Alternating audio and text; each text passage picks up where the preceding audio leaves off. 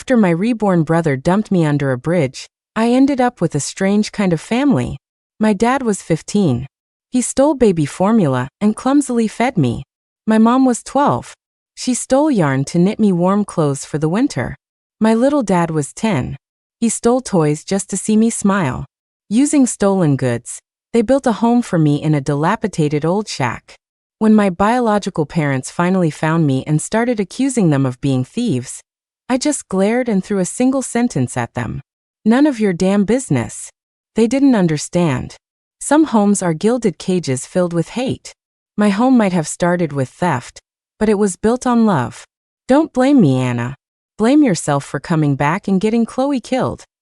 The cold voice rang in my ears. It was Zach. But how was that possible? Didn't I already die of illness on that freezing, forgotten winter night? I struggled to open my eyes, but everything was a blur. I tried to speak, but all that came out was a soft gurgle. I froze. I was being held tight against his chest.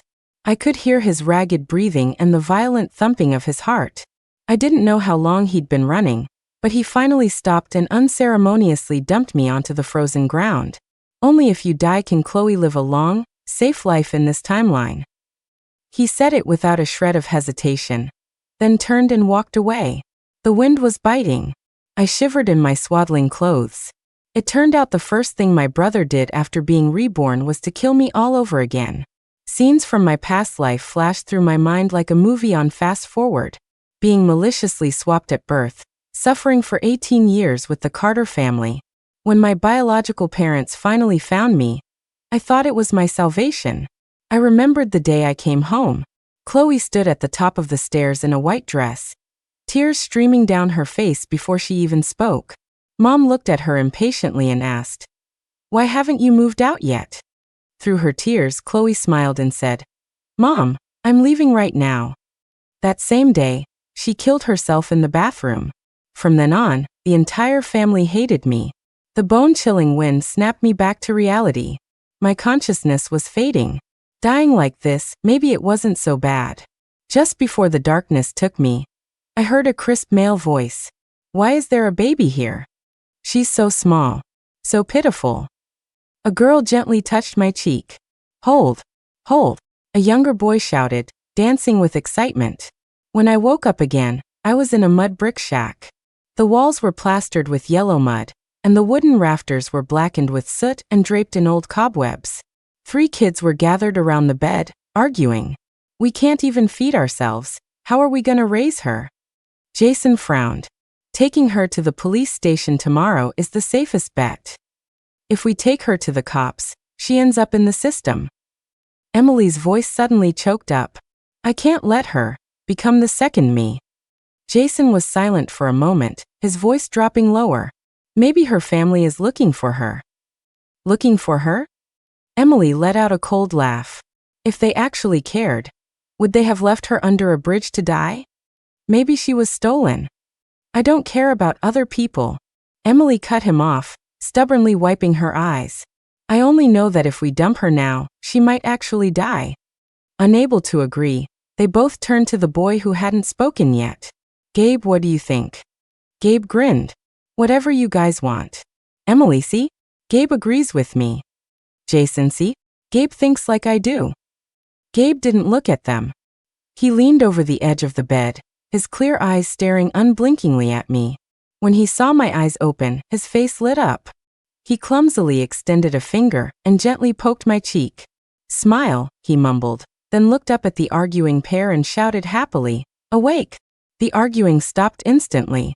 Emily and Jason both leaned over, 6 eyes staring nervously at me. I stared blankly at these 3 young faces. They looked so small. Younger than I was when I died in despair in my last life. After Chloe died, my mother went insane. One moment she would be gently stroking my hair, eyes red, whispering, "My poor baby has suffered so much." The next, the moment she remembered Chloe was dead, a slap would come flying across my face. "It's you. You killed her. Give me back my Chloe." She would lunge at me, choking me, her nails digging deep into my flesh. My father would just stand with his back to us, looking out the window, a pile of cigarette butts at his feet. My brother, Zach, came back from abroad after Chloe had already been cremated. He never even got to see her one last time. He pushed me down the stairs. As I tumbled down the steps, amidst the agony, I only heard his cold voice. Go keep Chloe company in hell. Lying in a pool of blood, looking into his hate-filled eyes, my heart died completely. Maybe I shouldn't have come into this world at all. Why isn't she crying or making noise? Jason's doubtful voice broke my train of thought. Emily reached out and incredibly gently pulled me into her arms. Her arms were thin, but her embrace was unusually warm. Is she sick? She looked down at me, her eyes filled with a kind of pure worry I had never seen before. Gabe stood on his tiptoes, struggling to hold an old, faded but polished bell in front of my eyes. He gave it a gentle shake. Ding-a-ling. The clear sound was like sunlight piercing through dark clouds, rippling crisply through the dilapidated shack. Not sick, he said vaguely, anxiously. Pain, fly away. In that moment, the care I had begged for in my previous life and never received, I was getting from a few homeless kids. A wave of grievance hit me, and I let out a wail, crying my eyes out. I didn't even know exactly what I was crying about. My crying sent Emily into a panic. Gabe shook the bell even harder. Don't cry, don't cry. Jason turned and ran out. Not long after, he came back panting, holding a bowl of warm milk. She must be hungry. After finishing the milk, my body warmed up, and my reason slowly returned. I felt a delayed sense of embarrassment. My soul was technically 20 years old, yet I had just cried uncontrollably in front of 3 kids. It was humiliating. But they clearly didn't mind my loss of composure. They were just worried about the next problem. What if she gets hungry again tonight? Emily gently patted my back, frowning. I begged the neighbor for that milk, said Gabe was throwing a fit for it. Jason turned his face away uncomfortably, looking guilty.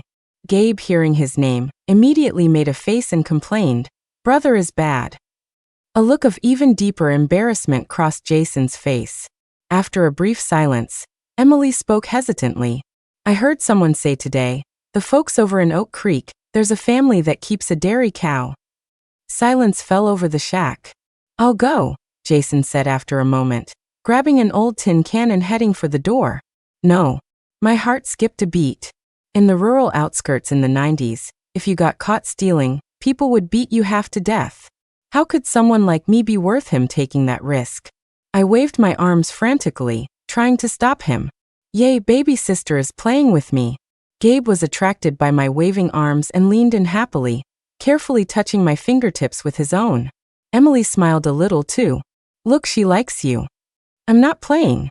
I'm trying to stop Jason. I slapped Gabe's hand away. Staring at Jason's back as he walked out the door, opened my mouth, and wailed loudly.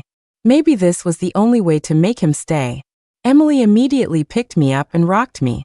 Gabe spun around anxiously, ringing his precious bell like crazy. But I ignored their comfort completely. My eyes were fixed on that closed, broken wooden door. Don't go, Jason. Come back. I'm not worth this. An immense sense of powerlessness and panic seized me, and I couldn't stop crying. Not worth it. Someone like me isn't worth it. The room was cold as an ice cellar. Emily held me tight. Her eyes, like mine, were fixed on that broken door. The frantic, chaotic beating of her heart hammered against my ear. Even Gabe, usually the most restless, was curled up quietly on the edge of the bed, his big eyes staring unblinkingly at the entrance. Memories of my past life haunted me like ghosts, mocking me, telling me I didn't deserve love. With the Carters, I was the money pit. When my foster sister wore new clothes and ate candy, I was shoveling manure. When it was her birthday, I was curled up in the woodshed with a high fever, ignored by everyone. When she skipped school, I was the one who got beaten. When I got my period for the first time, terrified and confused, my foster mother just glanced at me with disgust. Bad luck charm. Get to the shed. Don't dirty my floor. At the Sterling house, my biological mother was sometimes lucid, sometimes manic. Zach would throw me into her room and lock the door. Under the lights, she would run the cold edge of scissors across my face and arms, muttering, "Chloe, look, Mommy is getting revenge for you." Will you forgive Mommy now? And Zach, those eyes full of hatred were always watching me. Why aren't you dead yet? Whenever he got drunk, he would storm into my room, fists and feet raining down on me. Go die. Why did you come back? Give me back Chloe. I seemed to be suffering in different places, never truly loved by anyone, living carefully on eggshells, yet always being wrong. It felt like my birth itself was a mistake, that I should have rotted in some unknown corner like garbage. But now Jason was risking everything for me. Every second felt like torture. The barking of dogs in the distance, the whimpering of the night wind, everything made me tremble. If something happened to him, if he got caught stealing if he didn't come back, the thought plunged me into an icy abyss, my very soul shivering. A fierce hatred I had never felt before surged up, not at the Carters, not at the Sterlings, not at fate. I hated myself. I hated that I hadn't just frozen to death under that bridge today. Jason came back safe, but what about next time? I guess they didn't have parents. Otherwise, why would 3 kids be living so hard, malnourished and sallow, struggling to survive in a drafty mud shack? Compared to them, I was lucky. At least with the Carters and the Sterlings, they hadn't deliberately starved me. In the middle of the night, when Emily carefully brought warm milk to my lips, I kept my mouth shut tight. I wouldn't eat. Someone like me wasn't worth Jason risking his life. Seeing me refuse to eat, all 3 of them panicked. Why won't she eat? Is she sick? Jason tested my forehead with the back of his hand, his tone anxious. Gabe stomped his feet in worry, piling his most precious treasures, the bell, smooth stones next to me, trying to make me happy. Emily looked at me, her clear eyes slowly filling with tears. She picked me up, holding me tight. Hot tears fell onto my face, one by one, so hot they almost burned my skin. Don't cry. It's not worth it. I wanted to reach out and wipe her tears, but my waving arms were uncontrollable, only managing sounds. Emily looked into my eyes, which were filled with a heartache far beyond my apparent age. She seemed to read something else in my resistant gaze. She choked back a sob and sighed softly. Little Anna, do you know? Do you know you were thrown away, and that's why you're so hopeless you won't even eat? My heart jolted. She hugged me tighter, pressing her cheek against my forehead, her tears soaking my blanket. She continued speaking, as if to me, or perhaps to her past self. Little Anna, it's not easy coming into this world. That sentence was like a beam of light, instantly cutting through the gloom of both my lives. Don't ruin yourself for people who don't love you, she continued, every word carrying the weight of her tears, smashing into my heart. If they don't love you, someone else will. I was thrown away by my mom and dad too. They left me at the orphanage gate and never came back. Her voice trembled, but she tried to stay calm. And Gabe, he was left by the roadside. Jason, he doesn't have parents anymore either. We all know what it tastes like to be thrown away. It's really cold. It's really scary. As she spoke, she smiled through the tears. But look, I have Jason and Gabe to love me, and now we have you. We found you, so we're family now. We won't throw you away. Never. Don't leave us, okay? You being alive, it's important to us. Very important. From that day on, I started drinking milk. I wanted to grow up fast. Jason became my dad, Emily became my mom, and Gabe insisted on being my little dad. I didn't know why they were so set on being my parents. It wasn't until much later that Emily told me, it only feels like a home if there's a mom and dad. The mud house was the last memory Jason had of his parents. 3 kids, barely grown themselves, gave everything to raise their daughter.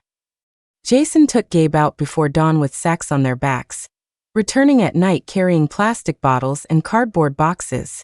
Gabe couldn't tell value apart, and always brought back pretty rocks as treasures. Jason never scolded him. Late at night, Jason would still go to Oak Creek to steal milk. He only took a small amount each time, never getting greedy. He said that way, the owners wouldn't notice, or if they did, they'd just think the cow was producing less. Every other day, he'd walk 5 miles to Pineville to steal goat milk.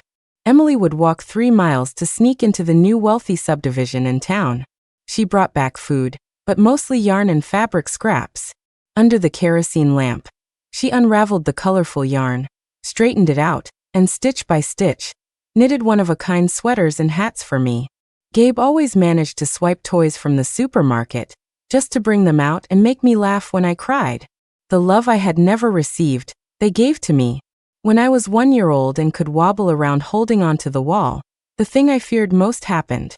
That night, Jason came back extremely late.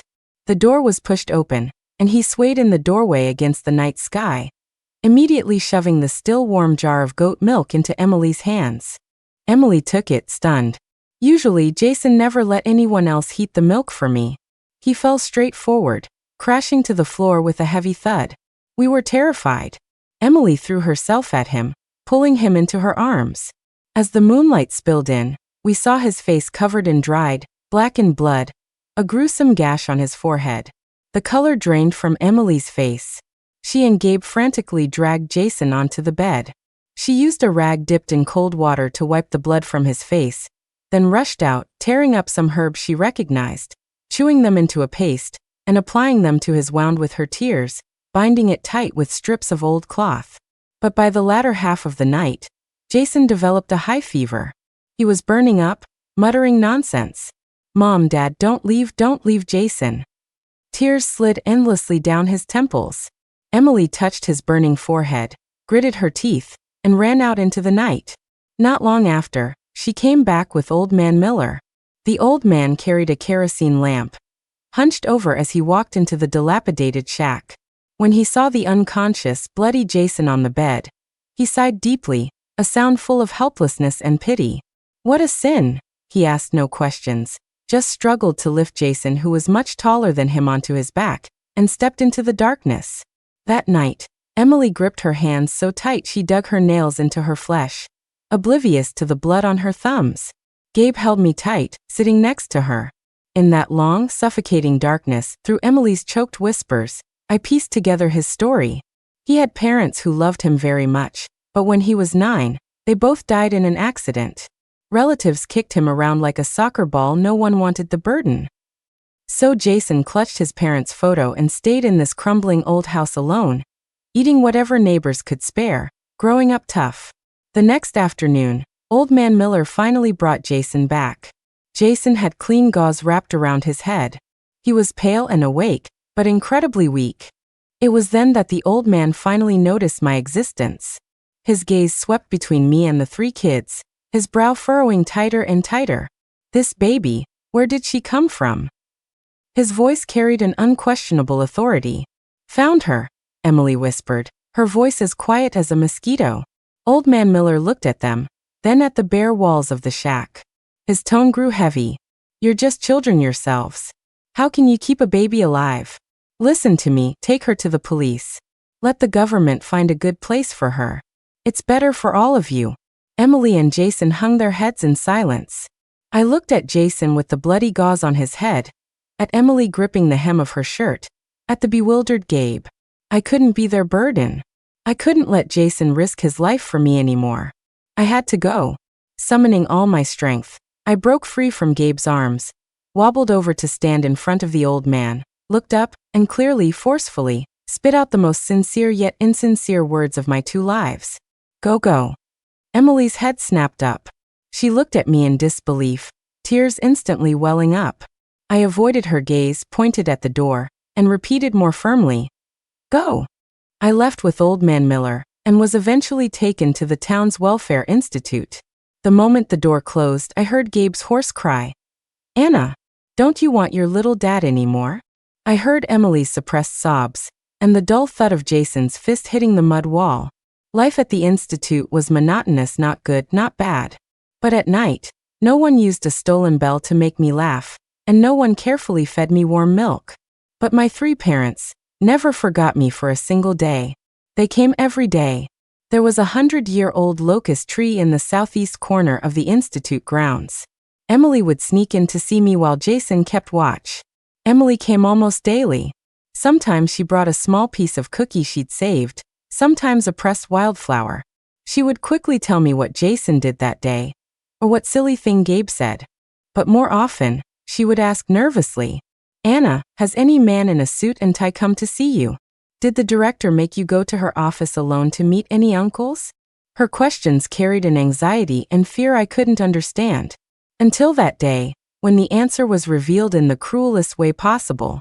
It was an afternoon, and Emily had come to see me as usual. Just then, a middle-aged man in an expensive suit, looking refined and scholarly, walked out of the admin building accompanied by the director, appearing to be inspecting the place. Emily's gaze accidentally swept over the man. She froze. Her face went as white as paper instantly. She began to shake uncontrollably. Her eyes first flashed with intense hatred, but that hate was instantly swallowed by immense terror. She spun around abruptly, shoving me hard into her chest, using her thin back to block the man's line of sight. I could clearly feel it, her unease, her fear. In that moment I understood. Her strange questions stemmed from her own trauma. That refined-looking man must have hurt her deeply in the past. But I still underestimated the depths of human depravity. When the man came again, it was late at night. The noise of the director carrying little Flower from the next bed woke me up. As if possessed, I followed them barefoot. The office window wasn't fully closed. I stood on my tiptoes and peered through the crack, witnessing a scene that froze my blood. I suddenly remembered Emily's pale face and her uncontrollable trembling. I understood everything. What she had suffered was this exact hell. In that moment, murderous intent grew in my heart like weeds. I had to send him to hell. From that day on, I kept myself clean and tidy, playing quietly where he could see me. I smiled sweetly at everyone. Sure enough, he noticed me. That evening, I sneaked back to the old shack and left a note I had written beforehand in the most obvious spot on the table. That night, the director came. She picked me up, whispering coaxing words. I thought we were going to the office. But when she placed me in the back seat of a strange sedan, my heart sank. We were changing locations. Immense fear spread through my body.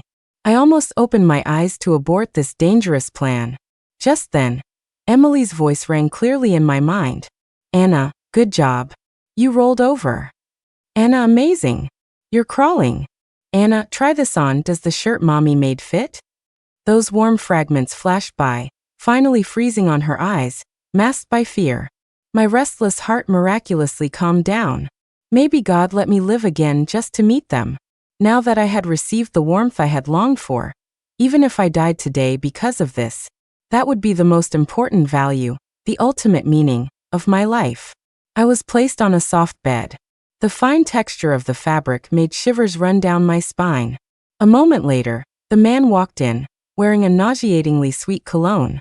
His fingers were cold as they lightly brushed my cheek, making me tremble all over. So sweet. He began to undo the buttons of my collar. I snapped my eyes open, feigning confusion and fear. Uncle, who are you? Where is the director? Why am I here? The man paused, then forced a gentle, scholarly smile. Don't be afraid, little one. Your director sent you here so Uncle could take good care of you for the night. Taking advantage of his distraction, I quietly scooted backward. Why did she send me here? I continued playing the innocent child. Because you're the best behaved. He leaned in close, his breath hitting my face. Uncle is going to give you a treat. A chill shot from the soles of my feet to the top of my head. I suppressed the rising nausea, screaming internally. Emily, Jason, hurry up. Uncle, I want to go back now. Can I? No, you can't. His smile turned cold, a flash of impatience in his eyes. Seeing his patience wearing thin, I had a desperate idea. I pointed to the light switch. Uncle, let's play hide and seek in the dark. If you can catch me in the dark, I'll listen to you. The man's eyes lit up. Really? Really? I nodded vigorously. Click. The lights went out. Darkness swallowed everything. Relying on my small size, I dodged past the wardrobe, rolled under the bed, and hid behind the curtains. The man fumbled clumsily in the dark, his breathing growing heavier as he kept missing. Didn't expect such a clever little thing. His voice carried the annoyance of being toyed with. He had lost all patience. Too bad Uncle isn't in the mood to play anymore. Click. The lights blazed on. Under the harsh light, I was curled up behind a huge potted plant on the balcony, nowhere to hide. Little girl, why are you hiding? He licked his lips. Anna, be a good girl. Uncle will buy you anything you want. He spoke coaxing words, but his actions changed.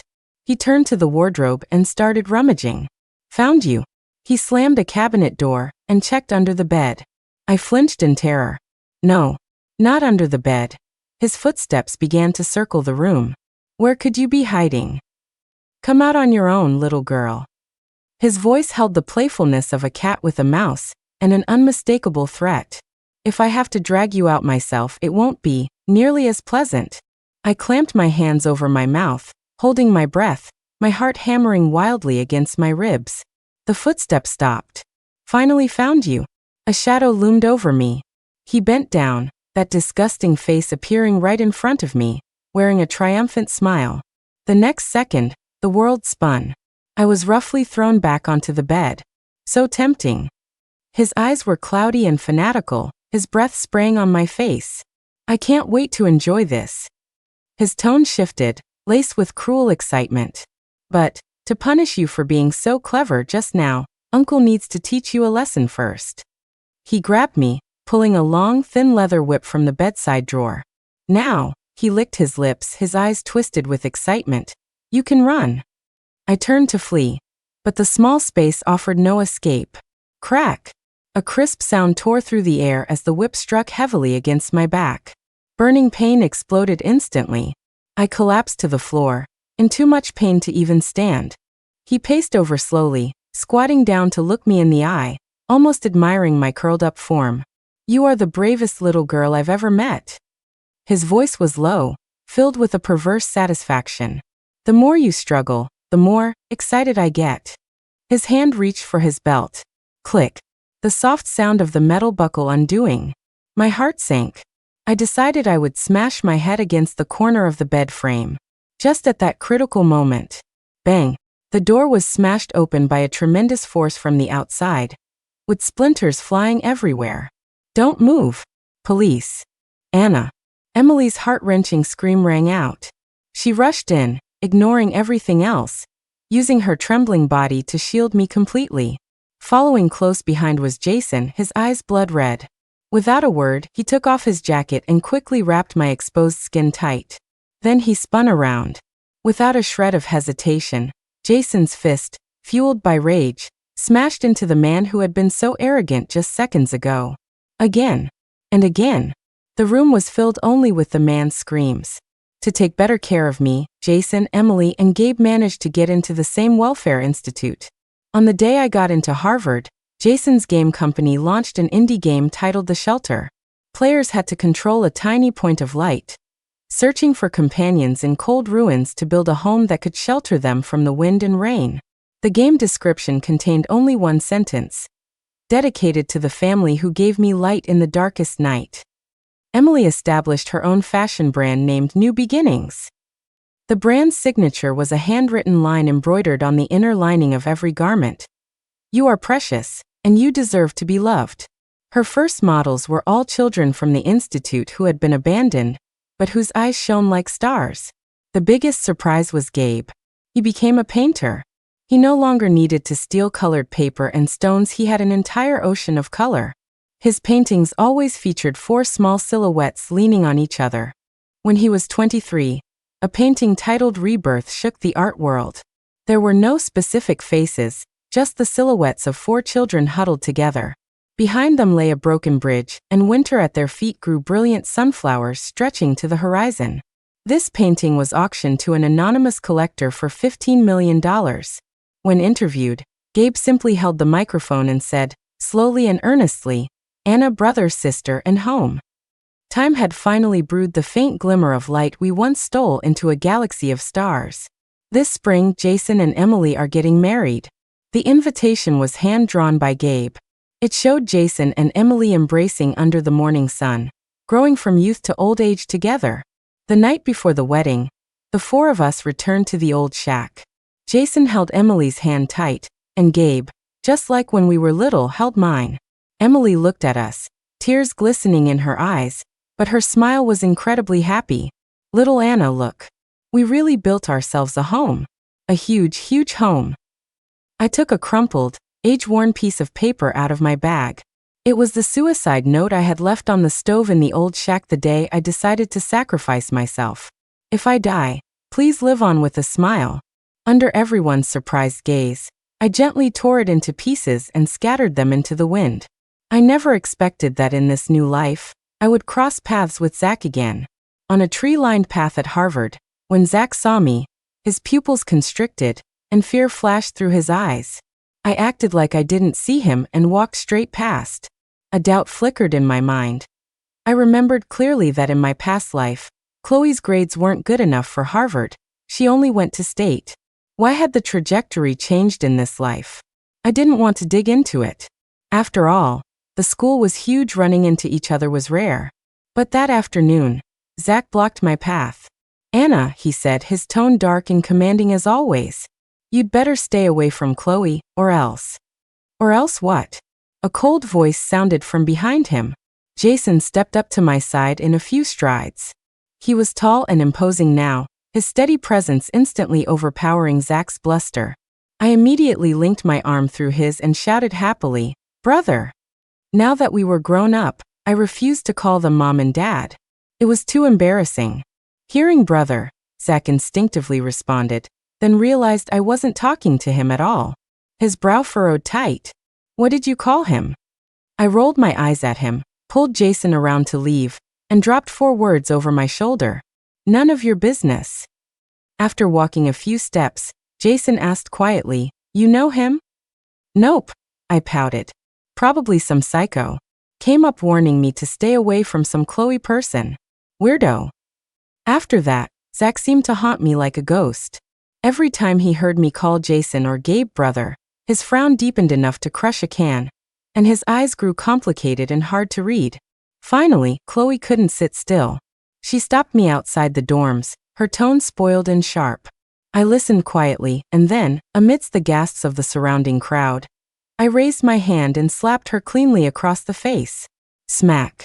Crisp and loud. You think your brother is a $100 bill that everyone loves? I shook out my wrist and sneered.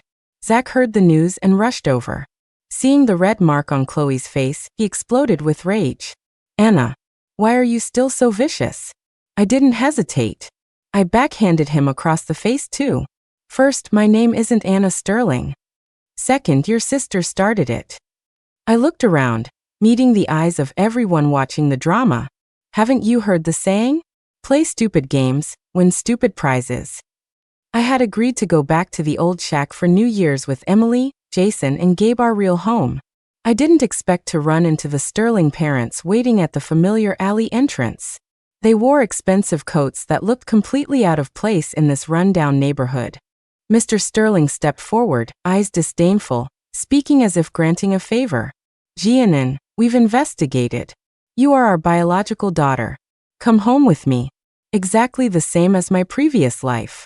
Mrs. Sterling's eyes instantly turned red, and she moved emotionally to hug me. My daughter. I took a step back, avoiding her touch.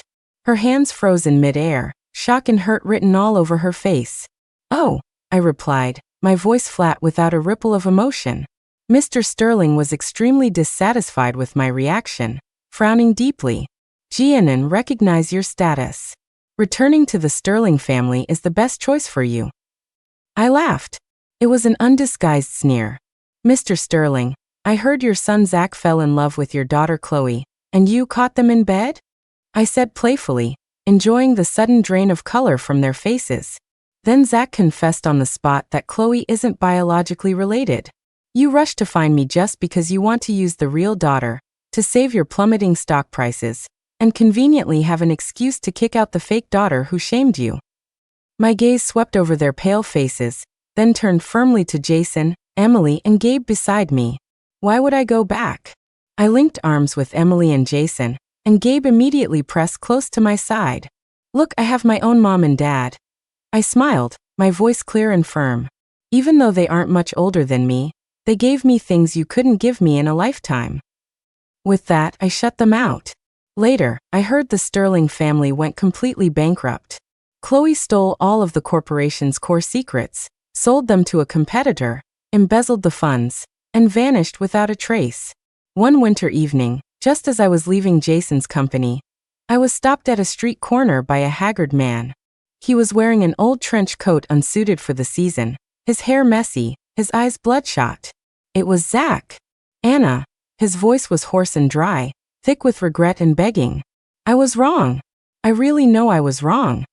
I looked at him quietly. This brother who had pushed me down the stairs in my past life and dumped me under a bridge in this one. Looking so pathetic now. It was truly satisfying. In my past life, I was a bastard, blinded by lies. I shouldn't have treated you that way. And in this life, I definitely shouldn't have thrown you away. He started to choke up. I regret it every single day. Regret throwing you. He reached out, trying to grab my sleeve. I took a step back, my eyes cold. Anna, please give me a chance. Let me make it up to you. He fell to his knees. I know I have nothing now, but in the future. Zach, I interrupted him calmly. I can never forgive you, but I don't hate you either. He looked at me in shock. You left me under a bridge, wanting me to die, but I found a new life instead. I paused, my gaze drifting to the brilliant city lights down the street, where the home Jason and Emily lit up for me was waiting. From the moment Jason and the others picked me up, I had a family. I looked at his face, written with pain and regret, and said one last thing. I'm going home now. They're waiting for me for dinner. With that, I stopped looking at him and turned to walk across the street. There, Jason was standing by the car waiting for me, and Gabe was waving vigorously from inside.